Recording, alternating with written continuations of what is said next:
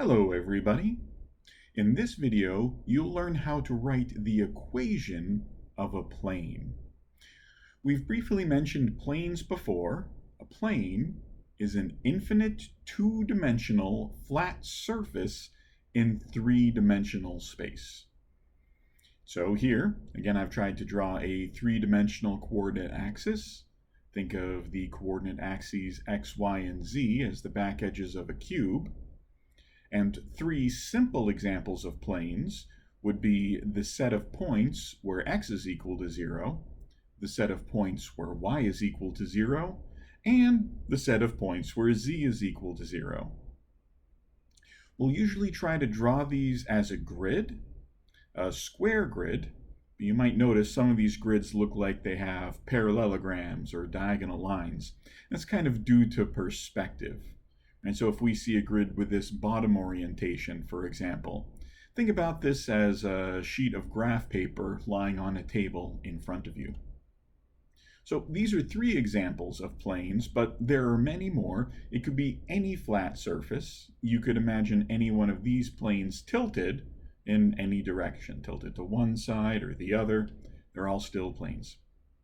So we'd like to learn how to write an equation representing this. Just like previously we learned how to write an equation of a line in 3D space, the next step up is to write the equation of a plane. So one form of the equation of a plane is kind of like the equation of a line. And it's based off the same idea. Let's first assume that you have 3 points given to you. Just like you need 2 points to determine the equation of a line, we typically need 3 points to determine the equation of a plane. We'll choose one of those points. It really doesn't matter which one. We'll choose any one of those points to represent our base point for the equation of the plane. And since a plane is two-dimensional, we kind of need 2 slope vectors, which in this example I've written as v and w. And to come up with those 2 vectors, well, we just have to subtract pairs of points. So for example, you could let v equal q minus p to give this vector here, and you could let w equal r minus p to give you that vector there. But again, the sets of points you choose don't matter. As long as you have 2 vectors constructed from those 3 points, you'll always get an equivalent equation of a plane. In this case, since it's two-dimensional, you have 2 parameter variables, in this case s and t. And each set of values of s and t will give you some point on this plane. You can kind of think of s and t as local coordinates, and the vector v and the vector w as your local axes. Then think of s as telling you how far along you go in the vector v direction, and then t tells you how far you go in the vector w direction. So for a numeric example, let's say we have these 3 points. P is 142, Q is 375, and R is 968. And just subtract those in pairs. So for instance, Q minus P, 3 minus 1 is 2, 7 minus 4 is 3, 5 minus 2 is 3. So I have this vector times s, plus my second slope vector. So I could do 9 minus 1 is 8, 6 minus 4 is 2, 8 minus 2 is 6. There's my second slope vector times t, plus a base point. And again, for the base point, you could pick any one of these 3 points that you wish. Now, this is a perfectly valid way of writing the equation of a plane, but there's a slight drawback. It takes a little bit longer to use this form of a plane equation when we start getting into calculations. So, as an example, imagine that you might want to check if some given point is on this plane. So, for example, is the point 3, 5, 10 on this plane? Well, how would you solve that equation? Well, you'd probably set the equation of a plane equal to the point 3, 5, 10, and you would try to find a solution for s and t.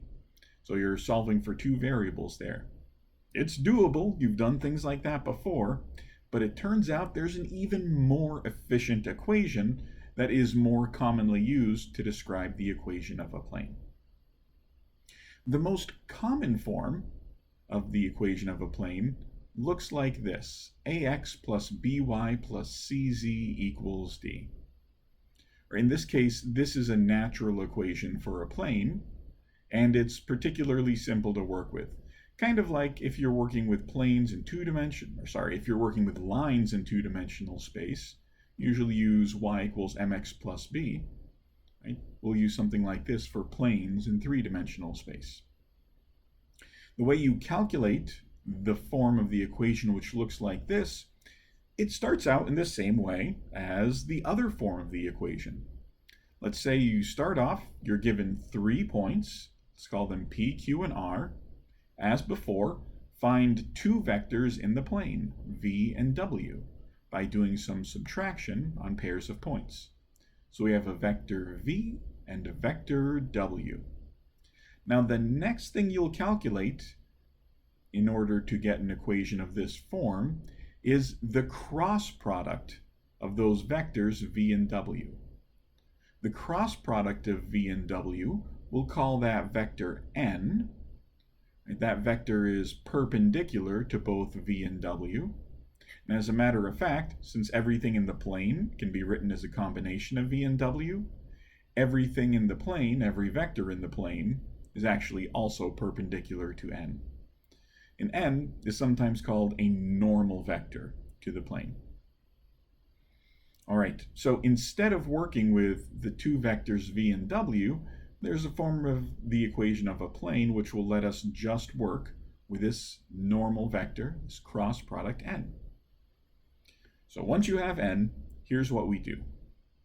Let's say you're given some random point. Let's call it H. And let's say H has coordinates x, y, and z. And we want to check to see if H is in the plane. What could we do involving this normal vector? Well, given this point H, let's create a vector from P to H. And we'll call that vector lowercase h. So we run out of letters pretty quickly. So let vector H be equal to capital H minus P. Now, if the point H is in the plane, then vector H is also in the plane. Since the normal vector is perpendicular to everything in the plane, it would then be perpendicular to the vector H. Well, one thing we know about perpendicular vectors, we can check them quickly using the dot product. If n is perpendicular to h, then n dot h is equal to 0. Now remember, the vector h was really the point h minus the point p, so I could replace vector h with that subtraction. We also know the dot product has lots of very nice properties. For instance, it distributes, so we could rewrite this as n dot h minus n dot p. And then imagine moving the n dot p to the right-hand side. We'd be left with an equation in this form: n dot h equals n dot p. And at this point, let's just fill in all the things we know. If we call the vector n, if we let the components be a, b, and c, we'd have a, b, and c dot product with the point h, which has components x, y, and z. So we have abc dot x, y, z, right, and that's ax plus by plus cz. On the right-hand side, we'll have the normal vector dot one of the points. And I'm just using p, but you could also use q or r here.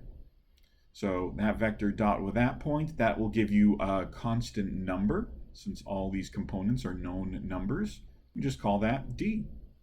And that's how you get the equation of a plane. Later on in this video, we'll see a couple of ways that working with this equation makes it easy to check if points are on a plane and to generate even more points on the plane. But first, let's do a numeric example. Now let's see how this formula calculates out with real data. So, as an example, using the same points from our first example, Let's say P is 1, 4, 2, Q is 3, 7, 5, and R is 9, 6, 8.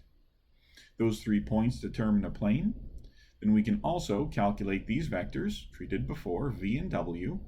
Then we want to get the normal vector, the perpendicular vector to the plane.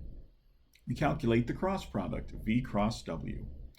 Remember, we're using determinant notation, so we'll arrange numbers in this grid. The second row is the vector V, the third row is the vector W. Then, as always, we break this up into 2 by 2 grids of numbers. Right? In each case, ignoring the numbers in the column corresponding to the vector component. And don't forget your alternating sign. There should be a negative in the j component. Then we calculate these 2 by 2 determinants. So for the first component, we have 3 times 6 minus 2 times 3. It's 18 minus 6, which is 12. For the second component, we have 2 times 6 minus 8 times 3, and that's 12 minus 24. Don't forget that negative sign. So negative 12 gives us positive 12. Finally, 2 times 2 minus 8 times 3, that's 4 minus 24, which is negative 20. So this vector is perpendicular to the plane. Now, to make our lives easier, we really need a normal vector. It can be any normal perpendicular vector that you want. So we could actually use any multiple of this vector, because if we multiply or divide this vector by a constant, if we're doing scalar multiplication, that doesn't change the direction of the vector. So in particular, we could cancel out common factors to make this easier to work with. Kind of like if you're reducing a fraction and you cancel out any common factors in the numerator and denominator. Here, each component is a multiple of 4, so I can cancel those out, and I'll instead use a slightly easier normal vector, 3, 3, negative 5. Then, to produce the equation of the plane, see, I'll have the normal vector dot xyz. That's 3x plus 3y minus 5z. On the right-hand side, I'll do the normal vector dotted with any of the 3 points. I'm choosing P because it has some of the smaller numbers here. So 3, 3, negative 5, dot 1, 4, 2. That gives us 5 on the right-hand side. As a fun quick check, you could use Q or R here instead. You'll still get the number 5 on the right-hand side. And that's it. That's how you create the equation of a plane if you're given 3 points that the plane contains. Now, as one little parting exercise, let's do another one. This one will be a little bit shorter because you've got the idea, so let's keep these numbers simple. Let's use small numbers. P is the point 1, 0, 2. Q is the point 1, 1, negative 1. R is the point 2, 3, 0. Let's subtract these points to find some vectors in the plane. So V will be 0, 1, negative 3. W will be 1, 3, negative 2.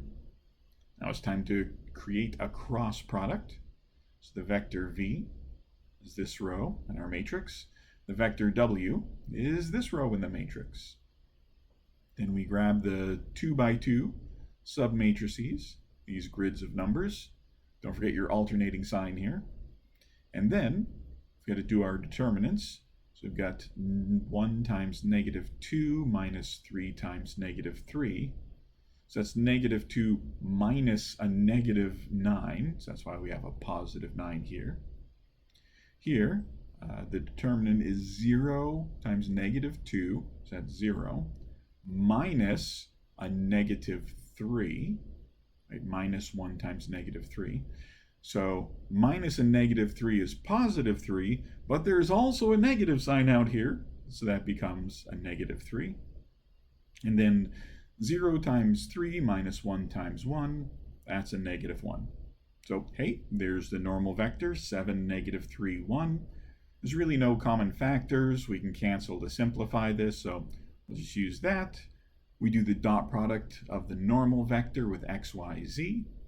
These numbers become the coefficients of x and y and z. Then to get the constant on the right-hand side, we'll take the normal vector, dot with any one of these points. I'll choose P because it's easiest. So we'll have 7 plus 0 minus 2. So coincidentally, we'll have a 5 on the right-hand side. Right-hand side will be the same no matter what point you pick. Coincidentally, these two examples both had 5 on the right-hand side of the equation, but in theory it could be other numbers as well. That's it. I think the longest part of this process is calculating the cross product. Oh, light went off. There we go. Right, but as long as you practice calculating a bunch of examples, the cross product becomes fairly quick, and that gives you the equation of a plane.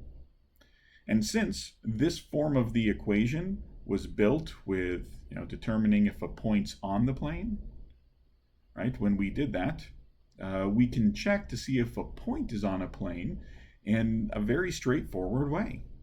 With this form of the equation, to check if a point's on a plane, we just need to plug in the values of the point and make sure that both sides are equal. So for example, this equation of a plane we calculated a couple of slides ago, that's 3x plus 3y minus 5z equals 5. Is the point 1, 2, 4 on the plane? Well, plug 1, 2, and 4 in for x, y, and z, like so. Then when you calculate this left-hand side, you get negative 11. That's not equal to 5. So because this is an inequality, right, that point does not satisfy the equation. The answer is no. This point, 1, 2, 4, is not on the plane. What about this other point, 5, 0, 2? Well, again, plug 5, 0, and 2 in for x, y, and z. And then, when you simplify, add sum, then you'll get 5, which is equal to the 5 on the right-hand side. That works out, so the answer to the question is now yes. This point, 5, 0, 2, yes, is on the plane. And then, if you would like to find even more points on the plane, again, with this form of the equation, it's pretty straightforward. You can choose values for any two of the variables x, y, and z, and then plug them in and find out what the third value or the third variable must equal to satisfy that equation. So for example, let's say I want a point on this plane, and for some reason I want x to be equal to 4 and z to be equal to 2. Well, then I'll plug in 4 for x, I'll plug in 2 for z, and y is what I have to solve for. So I'll get 3 times 4 plus 3y minus 5 times 2 should equal 5. So I'll have a 12 and a minus 10, that's 2. So I'll have 2 as my constant on the left, subtract it from both sides. I have 3 times y equals 3. When the algebra dust settles, you're left with y equals 1. That means the point xyz equal to 4, 1, 2 is a point on the plane. So that's it. There you go. This is how you can find the equation of a plane in 3D space given 3 points. Thanks for watching.